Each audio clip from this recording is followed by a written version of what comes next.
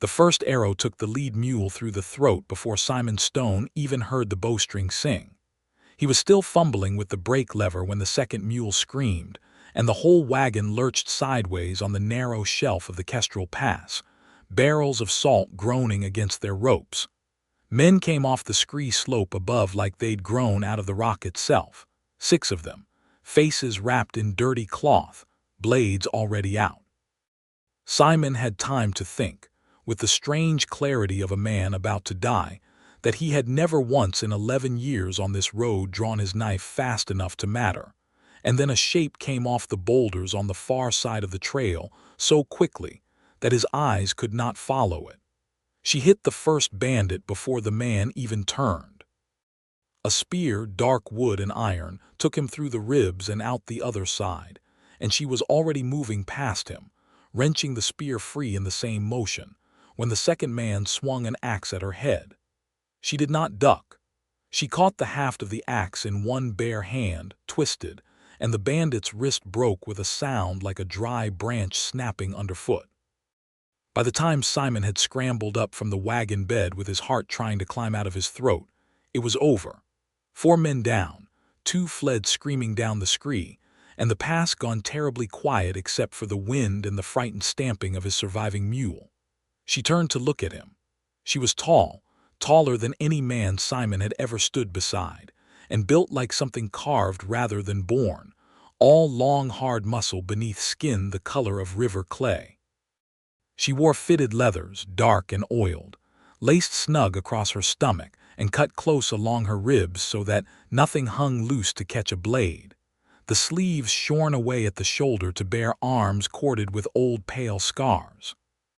A mantle of gray wolf fur was pinned at one shoulder, and twin knives rode her hips beside the empty loop where a second spear should have hung. Her hair was black, oiled, and bound in one thick braid that fell past her collarbone. Her tusks were small, neat, barely more than a glint of ivory at the corners of a mouth set in a hard, flat line, and her eyes, when they found his, were a deep gold like amber held up to a lamp. She said nothing. She simply looked at him, the way a hunter looks at a deer to judge whether it is worth the arrow, and Simon Stone, salt trader of 11 years, 40 barrels short of ruin, opened his mouth and said the first foolish thing that came to him. "You saved my life." She did not answer. She wiped the spearhead clean on the trouser leg of the man she'd killed, straightened, and looked past Simon at the wagon, at the mule still trembling in its traces, at the road ahead where the last of the light was going gray behind the peaks. "You're bleeding," she said finally, her voice low and rough as gravel underfoot, nodding once at his arm. Simon looked down. A shard of splintered wood had opened a shallow line above his wrist. He hadn't even felt it. "It's nothing," he said, too fast, too eager, the words tumbling out the way they always did when he was frightened and trying not to look it. "I owe you my life and my cargo both. I don't even know your name. I have coin, not much, but I have coin if you'll take it, or I could feed you. There's a good in 2 days down." She turned and walked away from him, down the trail without a word. Simon stood there with his mouth still open and decided, with the certainty of a man who has been overlooked his whole life and has learned to expect it, that he had said something wrong, that his gratitude had bored her, that she found him as unremarkable as everyone else always had. He did not know, could not have known, that Morag Frostwolf had walked 20 paces down that trail specifically so that he would not see her face, because something in the way the words had spilled out of him, clumsy and warm and entirely without guile, had struck her somewhere she had not let herself be struck in a very long time. She came back an hour later, once he had gotten the wagon moving again, and fell into step beside it without being asked, and said nothing more the whole way down the mountain. The crosswind inn sat where 3 roads met at the bottom of the Kestrel Pass, a long low building of gray stone and dark timber with a stable yard big enough for a dozen wagons, and a chimney that never stopped smoking. It had stood at that crossing for 3 generations, and in that time it had become the kind of place where every secret on the trade road eventually passed through its common room, whispered over ale or bartered over a hand of cards. Old Bettina Marsh ran it now, a wide, weathered woman with iron-gray hair and a voice that could carry across a full yard in a storm. And she came out into the torchlight the moment Simon's wagon rolled into view, wiping her hands on her apron. "Simon Stone, you look like you've been dragged through a briar patch backward," she called, and then her eyes found the tall orc woman walking at the wagon's flank and her expression changed, wariness sliding in fast and hard, the same wariness Simon had seen his whole life whenever an orc walked into a human room. "And you've brought company." "She saved my life on the pass, Bettina. Bandits. 6 of them." Simon swung down from the wagon seat, legs unsteady with the last of the fear finally catching up to him. "I'd have lost the whole shipment, the mules, everything." Bettina's gaze went from the wagon, still fully loaded, to the orc woman's spear, to the drying blood on the haft, and something in her hard face eased, though not all the way. "Well, then I suppose she's earned a hot meal, whatever else." She did not smile, but she stood aside from the door.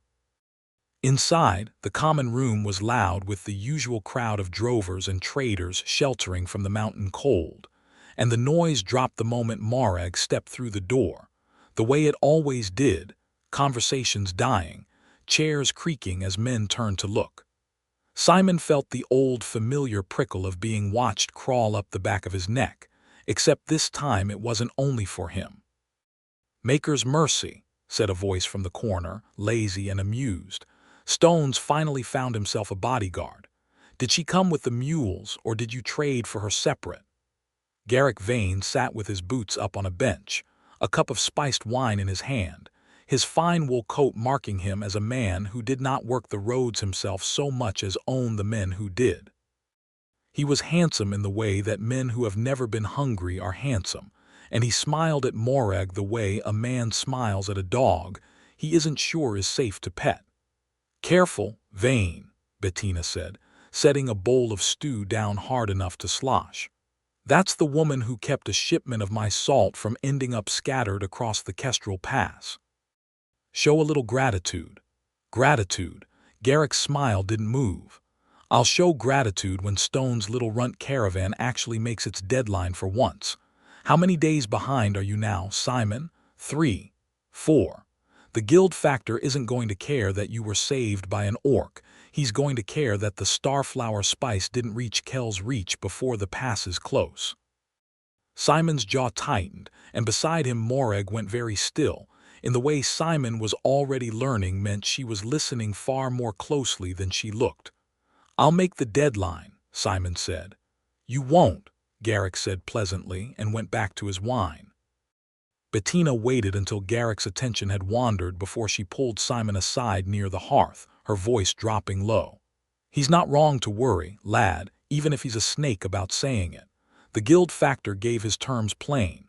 If the Ashfang delivery doesn't reach Kel's reach before first snow, they pull the trade contract, and without that contract this inn can't cover what it owes the syndicate. Vane's father sits on that syndicate. You understand what that means?" Simon did. It meant Bettina, who had fed him when he had no coin and given him a room when he had nowhere else, would lose the inn she had built her whole life around. It meant the small dream Simon had been saving toward for 3 years, a partnership share Bettina had promised him if he could prove the northern route reliable, would die along with it. "The Ashfang Road," Simon said slowly. "That's clan territory. No traders run that pass clean in 2 years. "I know it." Bettina's mouth was a grim line. "I wouldn't ask it of you if I had another way." It was Morag who spoke then, from where she'd taken up a post near the door, arms crossed, bowl of stew untouched in her hand, her voice cutting cleanly through the noise of the room the way a blade cuts through cloth. "I know that road." Every head turned. Bettina looked at her properly for the first time, weighing her, the way an innkeeper weighs anyone who might be useful or might be trouble. "I was born on the far side of it," Morag went on. "I scouted it for the Frostwolf clan for 6 years before I left them. I know every watch post, every place the ground betrays a man's step, every waystone where the old laws still hold." She looked at Simon, and something flickered behind the gold of her eyes that he did not yet know how to read. I can get your wagon through for a price." "Name it," Simon said too quickly before Bettina could open her mouth to argue. 50 silver and passage back down when the run is done." "Done." "Simon," Bettina started, a warning in her voice, but Simon shook his head. "I have 4 days to make this deadline, Bettina. I don't have the luxury of asking whether I trust her. She already saved my life once tonight for free." He turned to Morag. "When do we leave?" "Dawn," Morag said, and for the first time since the past, something that was almost a smile touched the corner of her mouth before she banked it down flat again. "Salt trader." "Simon," he said. "Simon Stone." She held his gaze a long moment, gold eyes unreadable, and said nothing more. And once again Simon mistook the silence for something colder than what it was. They left at first light with the wagon reloaded and the mules rested, climbing north out of the crossing toward the high shoulder of the mountains, where the Ashfang clan held the old roads. Morag walked ahead, scouting the ground before the wheels ever touched it, and by mid-morning they reached the first waystone, a leaning slab of gray rock carved with symbols older than either of their peoples, standing sentinel at the border where the human-held roads gave way to clan land. She stopped there and turned to face him, and something in the set of her shoulders told Simon this was not a rest. "There is a thing I must tell you before we go further," she said. "And a thing I must ask, and you will not like either." Simon set down the mule's lead rope. "Say it." "Beyond this stone the old laws hold. A human man traveling this road alone or with only a hired guide is prey. Not because the clans are cruel for cruelty's sake, but because unclaimed things belong to whoever is strong enough to take them, and you are neither strong nor clan-marked, Simon Stone. My reputation as a scout will slow them. It will not stop them. Not for 4 days and 40 barrels of salt. Then what will?" Morag's jaw worked once before she spoke again, and when she did, her voice had lost its usual flatness, gone tight instead, as though she were forcing the words out through her teeth. "There is one law even the most lawless clan warband will not break. What belongs to a mate is untouchable, on pain of blood feud that follows the offender's whole line. If I claim you before witness at this stone, no warband on this road will lay a hand on you, or on this cargo, all the way to Kell's Reach." Simon stared at her. Somewhere behind them, a mule shifted its weight and the harness creaked, and the wind moved through the high grass, and neither of those sounds were loud enough to fill the silence that followed. "You're asking me to marry you," he said finally. "I am asking you to be claimed," Morag said. "It is not the same thing among my people as it is among yours. There is no priest, no vows spoken to a god neither of us prays to. There is only a knot tied before witness, and a truth spoken aloud, and after that the law protects what is claimed as fiercely as it once threatened it." Her eyes did not waver from his. "I will not pretend this is anything but what it is. I offer it to complete the contract you have paid me for and to keep you breathing. Nothing more. If you refuse, I will still guide you as far as I am able, but I will not promise you will live to see Kell's Reach." Simon looked at the road ahead, narrow and climbing into cloud, and thought of Bettina's face in the firelight, and of 11 years of counting coppers to save toward a life that had never quite arrived. And he thought too, though he would not have admitted it aloud, of the way this woman had moved through 6 armed men without slowing her breath, and the strange, unfamiliar warmth that had lodged itself in his chest since the moment she had looked at him on the pass and asked if he was bleeding. "All right," he said. "Tell me what to do." Morag's expression did not change, but her shoulders eased a fraction, as though she had been braced for a refusal and had not quite believed she would not get one. She drew one of her knives, cut a length of cord from the coil at her belt, and dipped it into the small pouch of salt Simon carried at his own hip, the salt he traded in, the salt that had brought them to this stone in the first place. "Salt binds and salt preserves," she said, more to herself than to him, an old saying dredged up from somewhere far back. "It will do for this." She wound the salted cord once around his wrist, once around her own, and knotted them together, her rough fingers surprisingly careful against his skin, and Simon felt his pulse jump at the contact in a way that had nothing to do with fear. "Say the words after me," she said. "I take this one as my own, and let any who threaten him answer to my blood." Simon repeated it, his voice steadier than he expected. "I take this one as my own, and let any who threaten her answer to my blood." Morag's eyes flicked up to his, surprised at the shift in his wording, that he had not simply parroted her claim but made one of his own, and for a long moment neither of them spoke. "There," she said at last, cutting the cord free and tying a smaller loop of it around each of their wrists so a token of the bond remained. "It is done. You are mine under the old law, and I am yours. No warband will touch you now." She turned back toward the road before he could see whatever was moving in her face. "We should keep moving. We have lost daylight." They did not speak of it again that day, though Simon caught himself, more than once, looking down at the small, salted cord knotted around his wrist and feeling something he could not name. The road climbed harder over the next 2 days, switching back through stands of black pine and along shelves of rock, where a wrong step meant a fall of 100 feet. And twice they passed clan patrols who looked long and hard at Morag, at the cord on Simon's wrist, and let them pass without a word beyond a low grunt of acknowledgement that Morag returned in kind. At night they camped in the lee of whatever rock offered shelter, and Simon, unused to silence, unused to a companion who did not fill it, found himself talking. He talked about the inn, about Bettina's stew and her terrible singing voice, and the way she'd taken him in when he was 19, and had nothing but a dead mule and a debt he couldn't pay. He talked about the roads he'd walked, the towns where he was known and the ones where he wasn't, the particular loneliness of a trade that kept a man moving too often to ever be missed anywhere for long. He talked on the third night about his mother's voice, which he barely remembered, and how sometimes he thought he'd trade half his savings just to hear it once more, clearly, instead of as the faded thing it had become in his memory. Morag said almost nothing in return.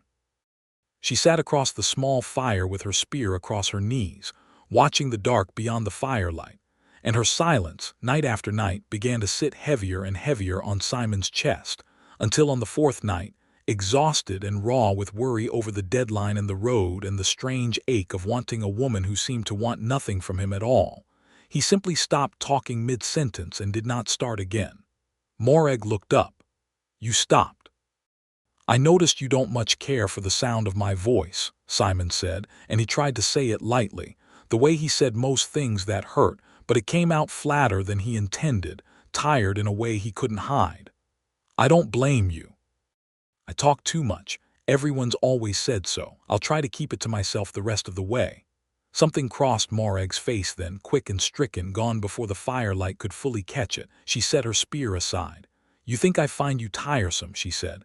"I think you haven't said more than 100 words to me in 4 days, and most of those were orders." Simon pulled his blanket tighter around his shoulders, more armor than warmth. "It's fine. I know what I am to look at, not much of a prize. I don't need you to pretend otherwise just because there's a cord on my wrist. You fool of a man." Morag's voice cracked across the fire like a whip, sharper than he'd ever heard it, and he startled at the raw edge in it. "You think this silence is coldness. You think I sit here each night bored of you." She rose, and in the firelight she looked enormous, furious, her hands closed into fists at her sides, and Simon braced himself without knowing for what. "I have gone 11 years without letting myself want a single thing that could be taken from me, Simon Stone. My own clan cast me out rather than let me refuse the mate they chose for me. I have walked this road alone since I was younger than you are now, and in all that time I have learned that the things you love you lose, and the sound of them is the last thing to go. So when you sit there and tell me about your mother's voice and your fool inn and your terrible mules, I am not bored." Her voice dropped, rough and low and trembling with something that was not anger at all. "I am memorizing it, every word, in case this is all I ever get to keep of you." The fire crackled between them. Somewhere in the dark, a night bird called once and went silent. Simon sat very still, his heart slamming against his ribs, and when he finally found his voice it came out barely above a whisper. "You could have told me that instead of nothing." "I have never told anyone that," Morag said, and for the first time since the pass she looked, for just a moment, less like a scout carved from stone and more like a woman who had spent a very long time being afraid of exactly this. "I did not know how." Simon rose slowly, the blanket falling from his shoulders, and crossed the small space between them, close enough that he had to tip his head back to hold her gaze. "Then tell me now, in whatever words you have." "I'd rather have the clumsy truth than the smooth silence, Morag. I always would." It was the first time he had said her name, and something in the sound of it, in his mouth, in his ordinary human voice, undid something in her that 4 days of silence had held locked tight. She reached out slow, as though she expected him to flinch away, and cupped the side of his face in one broad, scarred hand, and he did not flinch at all. "I did not ask for this claiming to become anything more than a shield against the road," she said quietly. "But I find, salt traitor, that I am no longer certain I want it to remain only that." "Then don't let it," Simon said, and closed the distance himself, rising up onto his toes, and kissed her. She went still for one heartbeat, as though the shock of it had stopped her entirely, and then her arms came around him, careful of her own strength the way she had never once had to be careful with anything else in her life, and she kissed him back with a fierceness that stole the breath clean out of him. When she finally drew back, both of them breathing hard, the fire had burned low and neither of them had noticed. "You are a strange, brave, foolish little man," Morag murmured against his temple, and there was warmth in it now, real warmth, nothing flat about it at all. "I've been called worse," Simon said, and felt her laugh, low and startled, against his skin, as though it were an unfamiliar thing she hadn't practiced in years. They did not speak of what had passed between them the next morning, but neither did the silence sit the same way anymore. Morag scouted ahead as always, but she looked back now often to find him with her eyes before moving on. And twice, when the road narrowed to a knife's edge above a gorge, she took his hand without being asked and did not let go until the ground widened again. On the 5th day, a clan patrol met them at a fork in the road with spears already leveled, 6 warriors in worn leather and bronze, led by a broad-shouldered orc with a jagged scar through one brow. His eyes went straight to Morag, and something old and bitter moved through his expression. "Frostwolf," he said, "you have some nerve walking this road. Karg." Morag's voice was flat and hard again, but Simon, standing close beside her now, heard the difference underneath it, the wariness of old wounds rather than the coldness of indifference. "I am escorting a bonded delivery through clan land. The old law protects it. You know this." "Bonded?" Karg's gaze slid to Simon, contemptuous. "You refused my claim before the whole council fire, Morag, and now you'll bind yourself to this. A human traitor, thin as a sapling." "I did not refuse you because I found no man worthy," Morag said, and her hand found Simon's without looking, lacing their fingers together in plain sight of 6 armed warriors. "I refused you because I did not choose you. I choose this one. That is the whole of the law and the whole of the reason, and neither requires your approval, Karg, only your respect for the oldest custom our people hold." The silence stretched taut as a bowstring. Simon felt his pulse hammering in his throat, but he made himself stand his ground beside her, made himself meet Karg's eyes instead of looking away, because whatever fear lived in him, it was smaller than the fear of Morag standing alone. "If you doubt the claim is true," Simon said, and his voice, to his own surprise, came out steady, "then doubt it at your own cost. I'll not step aside from her for you or any warband on this road." For one terrible moment nothing moved. Then Karg's mouth twisted, something between a sneer and a grudging, bitter respect, and he lowered his spear. "Pass then," he said, "but watch your back on the far side of the ridge, Frostwolf. Not every warband will care as much for old custom as I am forced to." They passed without further trouble. though Morag did not release Simon's hand until they had put a full mile between themselves and the fork in the road. And when she finally did, it was only to pull him against her side and hold him there a long moment, her face pressed briefly into his hair, before releasing him with a rough clearing of her throat, as though embarrassed by her own need to do it. They reached Kell's Reach with a full day to spare, delivered the salt and the starflower spice into the hands of the guild factor's clerk, and started back down the mountain with the contract fulfilled. The cord still knotted at each of their wrists, and something new and fragile and fiercely alive growing between them with every mile. The crosswind in stable yard was thick with mud from 3 days of hard autumn rain when they finally rolled back into the crossing, and it was mud that nearly killed a child. Simon saw it happen almost before he understood it. A hay wagon, heavily loaded, had slid off the firmer center of the yard toward the low ravine that dropped down behind the stables to the stream below. Its wheels churned to the axle in the soaked ground, tilting further with every passing second. A boy of perhaps 7, chasing a loose chicken, had ducked beneath it at the worst possible moment, his small foot wedged between a wheel spoke and a stone, and the wagon groaned and slid another foot toward the drop with the boy trapped screaming beneath it. The yard was full of people that afternoon, drovers and traders sheltering from the weather, and among them, prominent near the inn's porch with a cup in his hand, stood Garrick Vane, who had arrived that same morning to needle Bettina about the deadline he was certain Simon would miss. It was Garrick's voice that rose first, not to help, but to laugh, cruel and startled at the chaos, before the danger to the boy fully registered on him. Someone get that fool child out from he never finished. Morag was already moving, dropping the mule's lead rope, crossing the yard in strides that ate the distance in heartbeats, and she reached the wagon just as its rear wheel gave way entirely in the mud, and the whole loaded bed began its final slide toward the ravine's edge, toward the boy still shrieking beneath it. She did not think.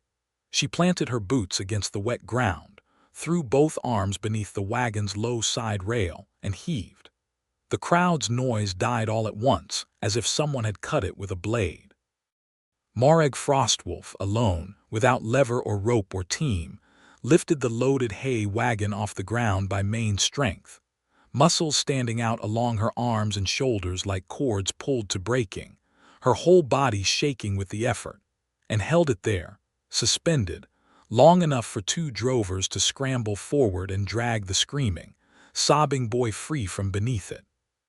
Only then did she let the wagon down, easing it rather than dropping it, her breath coming ragged, sweat and rain mixed on her brow, and straightened to find the entire yard staring at her in absolute stricken silence. No one laughed. No one whispered. Even Garrick Vane stood with his cup forgotten in his hand, his mouth slightly open, all his easy cruelty gone out of him at once. The boy's mother reached them first, sobbing, clutching her son, and then Bettina was there, and half the yard besides, and the silence broke at last into a roar of astonished voices, of men who had spent their whole lives fearing orc strength now watching it save a child's life in front of them. Simon reached Morag's side and caught her elbow as her knees threatened to buckle, the strain of what she'd just done finally catching up with her body. "You could have been crushed," he said, low and fierce, his hands shaking as they gripped her arms. "Morag, that wagon, would have crushed him instead," she said simply, still breathing hard, and there was no pride in it, only the plain fact of it, and Simon felt something in his chest crack open at how easily she had risked everything for a child she did not know.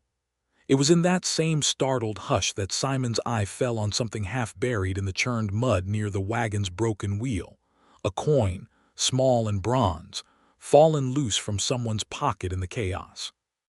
He bent and picked it up before he quite knew why, and his stomach turned cold when he recognized the sigil stamped into it, the same cross-swords mark he had glimpsed 4 days ago on the Kestrel Pass, on the wrist of the bandit whose axe Morag had broken with her bare hand. The mark of the Vane trading syndicate. He looked up and found Garrick's face had gone the color of old ash. "You paid them," Simon said, quiet at first, then louder so the whole yard could hear it, holding the coin aloft. You paid the men who ambushed my caravan on the Kestrel Pass. You wanted me to miss the deadline so the guild would pull the contract and your father's syndicate could take the inn." "That's absurd," Garrick started, but his voice had lost its easy drawl, and the crowd, already reeling from what they'd just watched Morag do, turned on him with the swift, merciless attention of people who have just been given someone new to be angry at. "That coin's off your family's own mint, Vane," a drover called out. "I've handled enough of them hauling for your father to know the stamp." "He tried to have my boy trampled by paying thugs to wreck an honest man's cargo," Bettina said, her voice shaking with a fury Simon had never heard from her. "And I have fed you at my own table, you snake." Garrick looked around the ring of faces closing slowly in on him, found no sympathy anywhere in it, not even from the men who had once laughed at his jokes at Simon's expense. And within the hour he had gathered his things and ridden out of the crossing altogether, his father's syndicate contract with it, leaving Bettina's arrangement with the guild factor intact and untouched, the very thing he had schemed to destroy. That night the common room of the Crosswind Inn was louder and warmer than Simon had ever heard it, full of drovers retelling the story of the wagon with growing embellishment, of Bettina pouring free ale in celebration, of the boy's mother pressing a basket of bread into Morag's hands with tears still standing in her eyes. Morag bore it all with the same flat stillness she wore for most things, though Simon, watching her from across the room, saw the way her eyes kept finding his, the way her mouth softened only for him. Later, once the room had emptied and the fire had burned to embers, Bettina found Simon alone at the bar and set 2 cups of the good spiced wine down in front of him, not the watered stuff she served the drovers. "You did it," she said. "Made the deadline, saved the inn, and picked up a wife along the way who lifts wagons for fun." She shook her head, though there was no bitterness in it now, only a rough, fond amazement. "Never would have wagered on any of that a fortnight ago." "Neither would I," Simon admitted. "You still mean to buy that partnership share, if you'll still have me," Bettina snorted. "Lad, after today, half this crossing would beg me to keep you on retainer just so that woman stays nearby. Of course I'll have you." She patted his hand once gruffly and left him to his wine. Morag found him there a little while later, having finally escaped the last of the well-wishers, and slid onto the bench beside him with a tiredness in her shoulders that had nothing to do with lifting wagons and everything to do with a lifetime of being looked at as something to fear. "They're not looking at me like a monster anymore," she said quietly, turning her cup slowly on the wood without drinking from it. "It is a strange feeling." "Get used to it," Simon said. "You saved a child in front of the whole crossing. Word of that will travel faster than any bandit story ever could. I did not do it to be looked at differently. I know." He covered her hand with his own, stilling the cup. "That's exactly why it worked." She turned her hand over beneath his, lacing their fingers together the way she had on the mountain road before Karg's spears, and studied him a long moment in the low firelight, the salted cord still knotted at both their wrists, worn thin now from the road. "I claimed you on a mountain to keep a contract," she said. "I want to say something different to you now, salt trader, and I find I still do not fully know how, even after everything." "Try," Simon said, echoing the word he'd given her on the 4th night by the fire. "I'd rather have the clumsy truth." Morag's mouth curved, small and real. "I love you," she said, plain as a blade laid on a table, no ornament to it at all, and somehow all the more devastating for that. "I did not intend to. I have spent my whole life making certain nothing could take a hold of me the way you have, and I find I do not regret it at all." Simon's throat closed around whatever clever thing he might have said, and instead he simply leaned across the small distance and kissed her, slow this time, unhurried, with none of the desperate heat of the mountainside, only the settled warmth of 2 people who had already chosen each other once under duress, and were choosing each other again now, freely, with nothing at stake but their own hearts. "I love you too," he said against her mouth. "I think I have since you asked if I was bleeding, and didn't wait for an answer before deciding to save my hide anyway. She laughed, real and low and unguarded, a sound Simon knew he would spend the rest of his life trying to earn again and again, and rose, pulling him up with her by the hand still joined to his. "Come," she said. "I am done sharing this night with an inn full of drunk drovers." The room she led him to was small, tucked beneath the eaves at the inn's far end, the one Bettina had quietly given them upon their return without either of them asking, and the door had barely closed behind them before Morag turned and framed his face in both broad hands, searching his eyes in the lamplight as though still only half believing he was real. "I have never wanted to keep anything before you," she murmured. "Not a place, not a person. Only the road and my own solitude, because both were safer than wanting." "You don't have to want the road instead of me," Simon said, his hands coming to rest at her waist, feeling the strength banked there beneath the leather, the same strength that had lifted a wagon whole and broken a bandit's wrist without a thought, now utterly gentle beneath his palms. "I'm not going anywhere, Morag. I chose you at that waystone with my whole voice, not just the words you gave me." "I know," she said. "I remember every word of it. I remember everything you have ever said to me." Her thumb traced the line of his jaw, wondering, careful. "I told you once I was memorizing your voice in case it was all I would ever have of you. I find now I would rather have the rest of you as well." "Then have it," Simon said. "All of it. I'm already yours under the old law and every other law besides." What passed between them after that was neither hurried nor cold, but slow and searching, full of the particular tenderness of two strong wills finally choosing to lay themselves open to one another, Morag's careful strength and Simon's steady warmth meeting somewhere in the lamplit dark, until the small room at the end of the inn held nothing of the mountain's danger or the road's long silences, only the quiet, molten certainty of two people who had married for survival and found, somewhere along a hard road through hostile country, that they had married for love as well, and simply hadn't known the words for it until the night allowed them. The seasons turned, as they do, and by the time the first true snow closed the high passes for the winter, the Crosswind Inn had a new sign painted above its door, "Stone and Marsh," in Bettina's own careful hand, and a new fixture at its hearth most evenings, a tall orc woman in dark travel leathers who scouted the safer local roads now for coin and pleasure both, and who no longer flinched when travelers stared.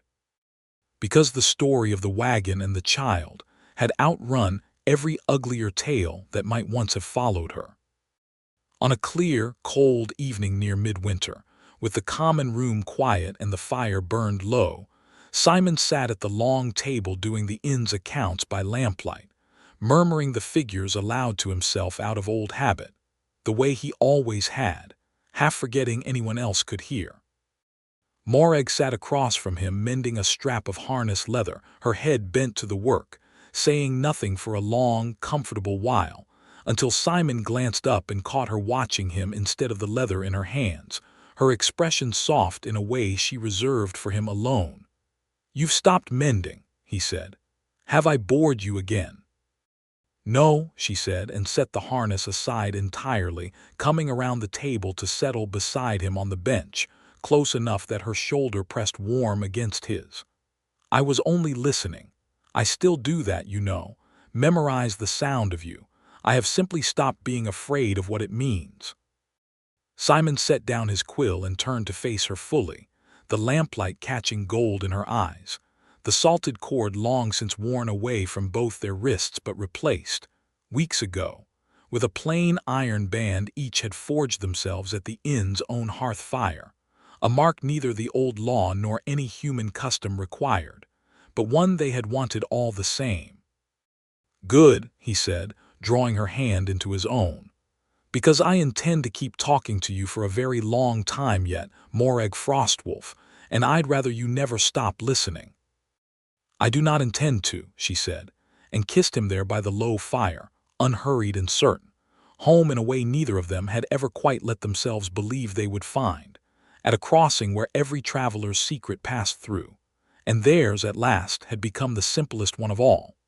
That a lonely trader and a fearless scout had found in each other exactly what silence and solitude had never been able to give either of them, and had chosen, freely and forever, to stop being alone.